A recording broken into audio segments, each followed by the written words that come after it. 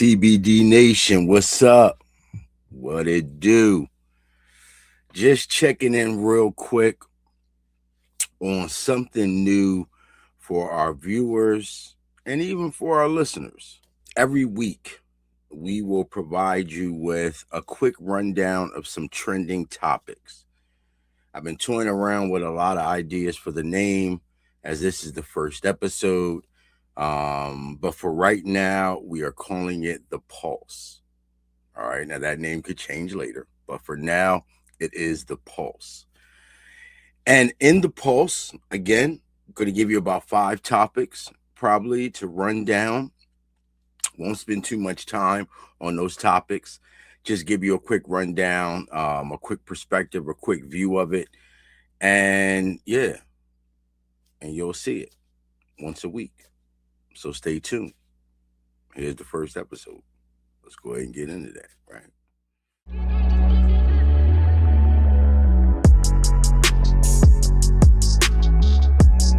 All right. So the first thing we're going to talk about is the BET Awards. The BET Awards just aired last Sunday, and I got to admit, it had me tuned in. Sundays are typically reserved for them dragons.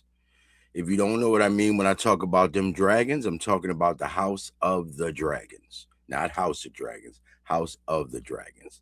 But we affectionately like to call it on Black Twitter, them dragons.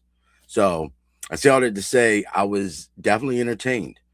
I thought Drewski did a great job for his first time doing it. I mean, I don't know, like I was entertained, but I am someone that is familiar with Drewski. So all the antics that he did, he started out, came out doing the preacher skit, being hoisted in. I know when it comes to our Black folks, we don't play about church and we don't play about who frying the chicken, who all gonna be there. All right, we don't play about these things.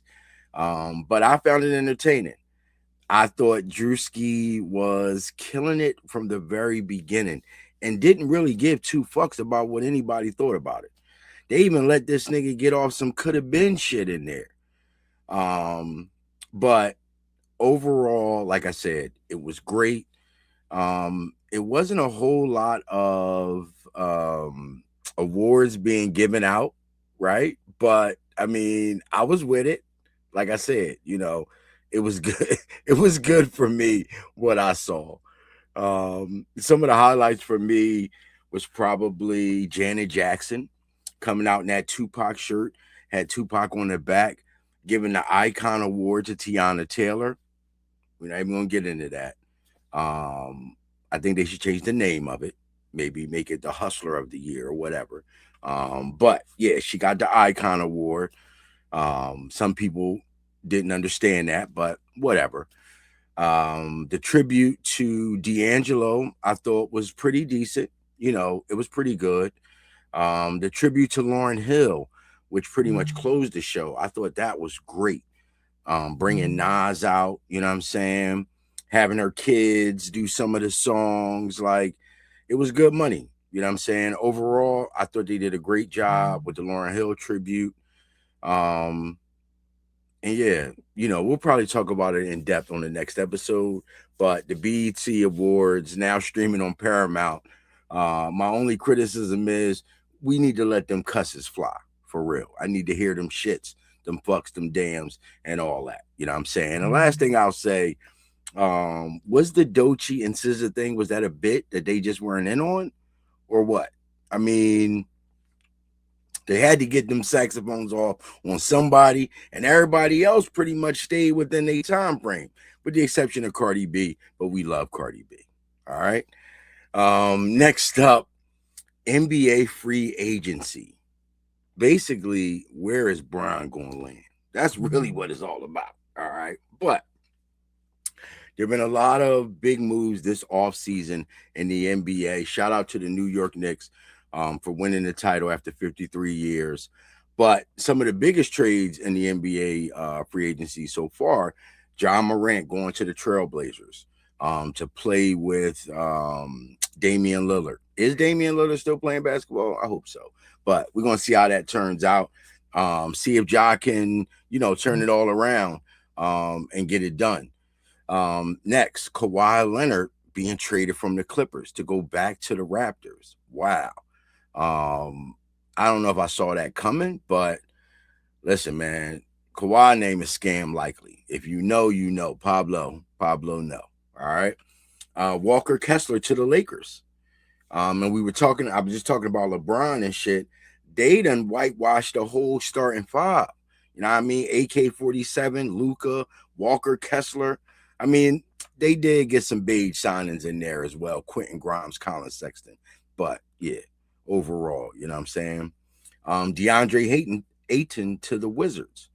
Now, DeAndre will be paired with Anthony Davis, who originally they were talking about it.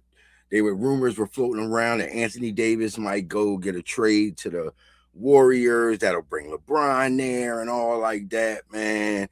I don't think that's going to happen. I love the term Golden State Warriors because that's where they at with it, right? And then, of course, Darian Finney-Smith went to the Hornets, all right? But Kristaps Porzingis signed with the Wizards. Mitchell Robinson, New York let him go. He signed with the Celtics for a nice deal. Mike Conley went to the Celtics. Like I said, Quentin Grimes and Colin Sexton went to the Lakers. Moritz Wagner went to the Nets. But what's really huge is Jaylen Brown signing to the Sixers. What? Yo, come on, man. If you a Sixer fan, and what's crazy is just a few days before this and his whole career, I hated this nigga with a passion. You know what I'm saying? Just hated him because he was a Celtic. Fuck them niggas. Fuck Boston. You know the meme. You know what I'm saying? But now I follow that nigga everywhere. Jaylen Brown, my new homie. You know what I'm saying? And we got to dump that Paul George contract. Shout out to Mike Gansey, man. Stay tuned because the next episode, we might know where Brian is. Honestly, I think it's between Cleveland and Philly. Hopefully it's Philly. You know what I'm saying? But the internet is buzzing. So check it out. All right. Next up, we got to talk about what potentially is the song of the summer, Spin That by Young Miami. Now, I remember the first time I heard it, it was on the Joe and Jada podcast. She was on there and she kind of premiered it. And I remember people were trolling her. Well, not trolling her, but trolling them because they was all like, this a banger or whatever. And when we first heard it, most of us, when we first heard it, we thought it was trash. I'm going to be honest with you. At least I thought it was ass. Like, this is not, how is Jadakiss bopping his head to this? Now, after the song marinated for a minute, you hear it a little bit more, and visuals always help it. So it started to like bubble. And next thing you know, even niggas was on some spin that shit. But you can't front. It is a bop, yo. And I'm not in no clubs, but I could assume, first of all, in a strip club, this joint probably pop. And even in a regular club. Go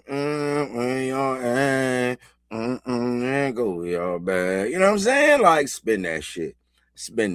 I'm not trying to spin that shit, but hey, I mean, I don't hate the player, only hate the game. You know what I mean? But the song has suffered some backlash still.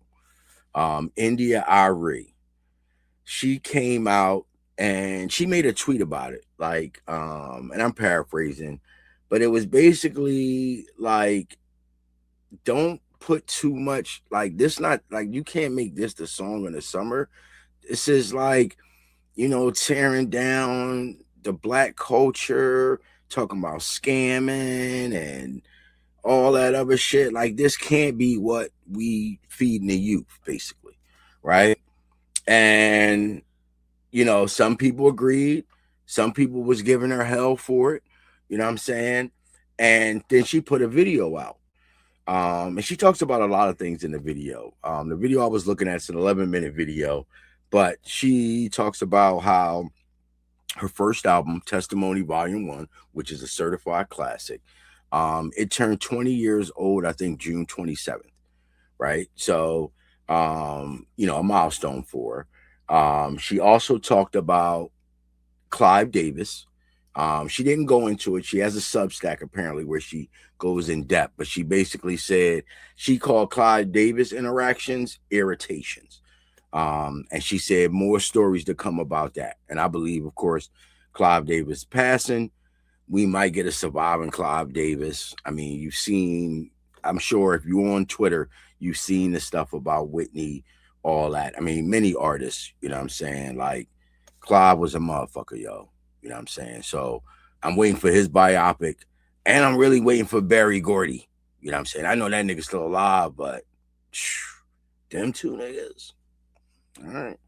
But India also talks about Sylvia Roone, who she doesn't mention by name, but she gives those what they call Easter eggs, I guess, or clues, innuendos about who she's talking about a woman being honored at the BET Awards. She won't say no names, but she basically talked about how the time with her was, basically coercion, and some of the words that she used, it was bad, apparently. Very, very bad.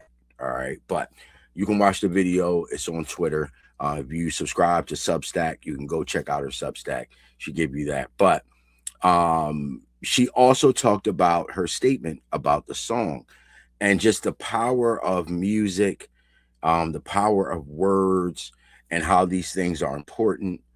And I mean, I never really thought about it too much, in regards to like, I know the power of words. Words mean things. And when you're constantly driving messages into, they get ingrained in people's heads. So, I get it. I understand it.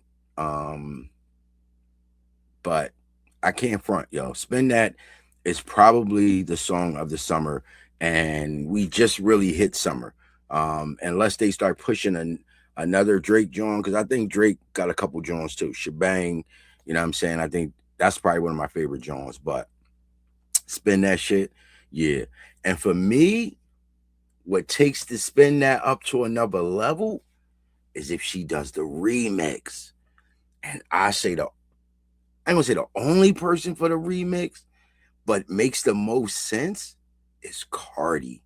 Cardi's still buzzing. Cardi is definitely with the Spin That culture. You know what I'm saying? What would fuck everybody up, but won't happen, is if JT jumped on the remix. All right, Spin That shit. Is it the song of the summer, or y'all ain't fucking with it? Let me know. You know what I'm saying? Drop it in the comments. All right. What up? If you made it this far in the video, we appreciate you for tuning in. But don't let it stop there. We got several videos on the channel for you to tune into. And don't forget, you can always tune in to the podcast on all podcast platforms. Apple, Spotify, Amazon Music, you name it. TBD The Radio Show is there. So just put it in, TBD The Radio Show. Enjoy. Leave a comment. Tell us what you like. Tell us what you didn't like. You know what I'm saying? And we on all social media platforms. Just search literally TBD The Radio Show. With the exception of X, we are TBD Show Live. We need more followers, so make sure you go to X and hit that button. And after this video, if you haven't already, make sure you like, subscribe, and hit that notification bell. And if you feel compelled, share the video. Tell a friend to tell a friend. But as always, it's all TBD. Let me get back to that video for you. Next up is DeenTheGreat and AB. Now, I don't watch none of this shit. You know what I'm saying? Like, I don't watch the streams. I'm not a Twitch boy. I don't watch anybody's stream. Honestly, I think the last stream that I watched was probably Drake's Iceman stream.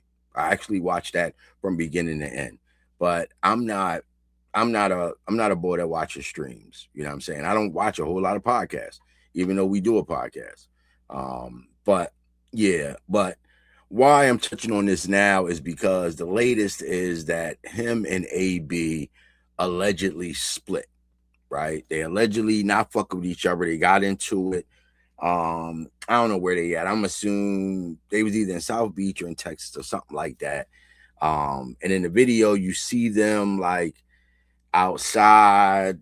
So I don't know exactly what transpired, but there you see them having words basically, which I feel like every 3 clips or 4 clips I see, or every other day I see a clip of these two niggas going at each other and like fuck you nigga, you a bitch ass nigga, you know what I mean, all like that. So it's basically a whole lot of that fuck out of here type shit. You know what I'm saying? You see Dean like telling AB to get the fuck out of here. AB is obviously intoxicated, so his intensity level is on a beam. Then he kind of brings it down. Then you see Dean in the truck. And then you see AB like trying to talk to him. Honestly, since AB got with this nigga, that's how I learned about him, because I seen him before, but didn't realize who he was. But once him and AB came together, that shit been going through the roof. So at the end of the day, they need to just squash whatever it is, because people is tuning into it. You know what I'm saying? Unfortunately, people love to see dumpster fires and traffic accidents. And that's all this shit is, man. It's a bad accident that we just watching. I mean, thoughts and prayers to AB. I hope he get himself together. But it is what it is, man. Making that money, keep making that bread, y'all. But do y'all think that this is over? Are they going to split? I mean, because they could both split and go do their own thing with the buzz that they got. I say the best thing for AB is try to get yourself back in shape. Can you fight again, AB? Maybe go to celebrity boxing or some shit like that. You know what I'm saying? Like I was a fan of him, so I think if he turns himself around and gets himself back in shape, people will like to see that too. Believe it or not. Next up is got to be them TV shows. All right, now every week we're probably going to talk about a couple TV shows, maybe give you a new TV show to watch if you haven't watched. But the shows right now for me is The Shy, the final season. Raising Canaan is back. I think we're on episode 4, I believe. And Them Dragons. Yeah, Them Dragons. So I'll start with Them Dragons because the new episode, by the time this airs, you'll see this probably Saturday. The new episode airs Sunday. So just off the last episode, what I can remember from it, let me just say this. The first 2 episodes, first of all, the first episode, I feel like shit on the season finale of the first season. But these first 2 episodes are way better than much of the season. What I think is it's the same formula as Game of Thrones. And part of me wants to go back and watch the first season again just to see if this theory is the case, where in season 1, basically, it was getting the viewer familiar with the houses, who people were, the characters, and things like that, the relationships. So once it turned up, you knew who was who, what was what, why was why, and why this makes so much different that it's happening the way it is. And I kind of feel like maybe that's what they're doing here, because these first 2 episodes, oh my God, that first episode was crazy when they killed the son. Oh man. Oh, come on, man. This drawing good money. So in the last episode, we saw the first episode, the son was killed, right? He hit the water with his dragon and they hit him up with the arrows. That shit was crazy. But in this last episode, we got Rhaenyra and Daemon I think that's King's Landing that they're coming back to. But they came back, fucked a whole lot of niggas up and shit. She's there to claim the throne. Damon Ryan with her now. You know what I'm saying? And then they bring in the old hand to her father. You know what I'm saying? You remember in season 1 how that all went down, where they plotted against her so he could get his daughter up there as the queen and all like that, take Rhaenyra, who is the rightful heir, even though she a woman, but whatever. But the scene was where boy knew, like, you gotta cut my head off. Boy, the door, he put his head down. Damon was like, yo, if you want them to respect you, you're gonna have to do it. You gotta do it swift. You know what I'm saying? Rhaenyra was bitching, yo. She went cold woman on him. Like, she was crying and shit. And then when she did the first swing, it just cut that nigga in the back. But then she did that shit, cut that nigga head off. You know what I'm saying? Will they find, what's my man name, the black boy and shit with the dreads? Will the son find his pop? Is he still in the sea somewhere? Man, them dragons is that shit. But stay tuned. Season 2, episode 3 coming this Sunday. I will be tuned in. Ain't no BET Awards on for that. Because just know, I was watching the BET Awards. I watched the whole shit, even though I knew them dragons came on at 9 o'clock. And then after that shit was over, I immediately stayed up and watched that shit. So I was tired of shit Monday morning. For real. Know that, but I'm committed. What can I say? All right. So next up is The Chi. This is The Chi's final season. It's been 8 long seasons of The Chi. The Chi has changed so much over the years. I think the only characters from the original season that's still around is Keisha, of course, Papa, and I forgot the young boy name with the dreads. But those 3, oh, and Emmett, of course, Emmett and his dad. I feel like I'm forgetting somebody else, but and Tiff too. They still around. Reg was introduced later, but other than that, it's like I said, it's been around a long time. I guess it is time to finally come to an end, and I got to give them credit with this final season. So far, so good. It's been one of the best seasons that they've had in a while. But I was invested even with Amon Shumpert when he came into the picture, Bakari, all like that. You know what I'm saying? But this, they really doing the thing. So, spoiler alert, you already know Nuck dead, right? And the irony of that is I had just tweeted like a couple days prior to that episode airing that actually it wasn't a tweet. It was under he posted with him and his son. So it might have been Father's Day. And I was like, yo, I hate Nuck, but I fuck with Cortez. That's his real name. Like I fuck with him, type the boy he is in real life. His story got an amazing story from where he came from. He's from Chicago. But Nuck, he's a nut ass nigga, man. He was a nut ass nigga. And he had to go. I honestly thought that either he was going to kill Bakari or Bakari was going to kill him. All I ever wanted to wait for was when somebody told Tiff that it was him that killed Rob, because this nigga started fucking Tiff. That was crazy. You know what I'm saying? But yeah, Tiff murked that nigga. You know what I'm saying? Vic, of course, was happy as shit. Once he found that shit out, he ready run. I gotta tell her. And I'm like, hold up. He like, no, fuck that. She gotta know, nigga. You know what I mean? Because he want to beat them cheeks too. I actually like Victor with Tiff versus Nuck with Tiff. You know what I'm saying? And here's something crazy. Now that Nuck is gone, like, I do fuck with Reg a little bit more. They're making Reg a little teeny more likable because he was really in the fucking way. The most in the way character I ever seen in the world was Reg when they brought him back for season 7 and shit. But other than that, you know what I'm saying? Episode 8 was good. Like I said, Vic was happy as fuck to tell Tiff.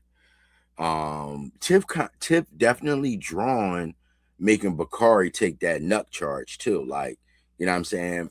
Putting that on him. Because once that get out, Bakari a dead man. It's only a matter of time, yo. Like, he gotta leave with his sister, you know what I'm saying? But this nigga want to stay. He gonna die then. You know what I'm saying? They definitely putting Tiff in the Alicia role. I don't know how I feel about that. Cause like, I mean, Tiff always been kind of like ruthless a little bit, but do I believe Rez Alicia John? I don't know. Candy ain't no joke though. I can't wait for them two to meet up. You know what I'm saying? Um, Not sure how I feel about the new Nuck Bull. You know what I'm saying? I'm surprised Reg ain't off him yet. Maybe Bakari will, because it'll come down to him and Bakari once the streets find out. Um, and this nigga Vic, man. I mean, listen, love who you love, right? But you got Tiff over here. Why are you going back over here playing? And you know what I'm saying? Come on, bro. Like, I mean, I get it though, but you see, because Tiff kind of young balling him, and he don't like that. He want to be Tiff right hand, and for whatever reason, Tiff not pulling him back in like that. Like, she got him, but he just to the side kinda. You know what I'm saying? So I don't know, man. I don't know what Rashad gonna do and shit. This nigga, you know what I'm saying? Now that he done found out who killed the John, but we'll see how that go. And last but not least, raising fucking Kanan. You know what I'm saying? Great show. Couldn't wait for it to come back. I'm glad it's back. A couple of things that I noticed about this season is that I don't think they fucking with the low lives anymore, because if you notice, the apparel that they're wearing is not like the vintage polo, hill figure, guess and all like that. And believe it or not, I know some of those guys that actually like assisted with the wardrobe from the past season. But I see now it's like, I don't know, they probably got tired of paying niggas, you know what I'm saying, or whatever. You know how it go. Like, it's fucked up, but you know how the business go. You know what I'm saying? But on this episode, is Neek really not coming back? No. Come on. Neek gonna come back. Joey Badass gotta come back one more time to kill somebody. You know what I'm saying? I can't imagine he just gonna go away and that's it for him. You know what I mean? But yo, Tony Maselli, aka Tony Danza, whatever the fuck his name is on the show, that nigga gotta relax. Cause Joey Pants, he don't give a fuck. You know what I'm saying? But how the Memphis boy didn't know that after he killed his homies and went to see Tony Maselli, that they wasn't gonna kill him too? Nigga, you thought you was gonna go to Memphis with the bread? He was a dickhead for that. You know what I'm saying? But now the war is on, because all that means is that, yeah, they know, and watch your back, Rock. You know what I'm saying? Shout out to Rock. She gotta be one of the coldest bitches in TV history. Coldest. You know what I'm saying? She was like, I'm right here, nigga. What's up? I mean, he like, don't you talk to me like that. Man, whatever, nigga. You know what I'm saying? Like, if you want to do something, do something. Jump, nigga. Like, Rock ain't no fucking joke, man. For real. Raising Kanan heating up for sure. And I already knew that Kanan was going to kill Taz. We knew that when Taz was bitching to Breeze about Kanan. Well, when you saw the way Breeze was carrying Kanan, you knew Taz was feeling some type of way, and that bitch ass nigga, you know, you already know. And Kanan did what he was supposed to do. Certain shit you see be a layup. They show you like, yeah, I knew he gonna kill him. You know what I'm saying? But yeah, it was a good episode. At the end, plot twist. You know what I'm saying? Breeze telling this nigga, yeah, DEF CON was my pop too. So we brothers in real life and shit. Meanwhile, Kanan know DEF CON wasn't his pop. So how long before he tell Breeze? Matter of fact, was it Ghost that killed Breeze? I think it was Ghost that killed Breeze when it was all said and done. Oh, yeah. I can't wait. Get Ghost and Tommy in this bitch. You know what I mean? Let me see them as young boys. And here's the thing. Is Ghost still alive? I believe Ghost still alive, yo. You know what I'm saying? Like, he ain't dead, man. You can't kill Ghost. You can't. Most resilient nigga around. You know what I mean? They tried to make Tariq a little Ghost. They did a pretty decent job. I can't wait for the new John. I think it's gonna be a show with Tommy and Reek. That's where Ghost coming back at, man. Come on, man. He was the best. You know what I'm saying? Ghost still alive. Believe that. Now the Queen's Child Project, okay, we're gonna talk about that. But best believe Ghost is still alive. And next week, I'm gonna tell you some facts of why he's still alive. All right, stay tuned on that. You know what I'm saying? But last but not least, Travis and Taylor Swift were married. Bonus. Does anybody give a fuck? I don't know. But let me just say that Mike Vrabel and his wife were in attendance. I don't know who else was there, but I happened to see that. All right. But they did tie the knot. He is now Travis Swift. You know what I'm saying? But shout out to them, you know what I'm saying, or their nuptials. And I mean, wow. Travis went from like dating the black John, definitely invited to the cookout. And then he went the whole another way. And I'm going to be honest with you. Like, him doing that, that was the best case scenario for him. Like, if you not going to go black no more, you either got to go Cardi B or you got to get the top white chick in the game. And he got the best white chick in the game, yo. Come on. Can't even front on. Can't even be mad at him for that. You know what I mean? He looked like a white boy now. You know what I'm saying? Listen, I guess white is right when it is. All right? But listen, man, you already know what it is. Stay tuned to the next episode of The Pulse. Yeah. Thank you for watching this video. Please remember to like, subscribe, and hit that notification bell.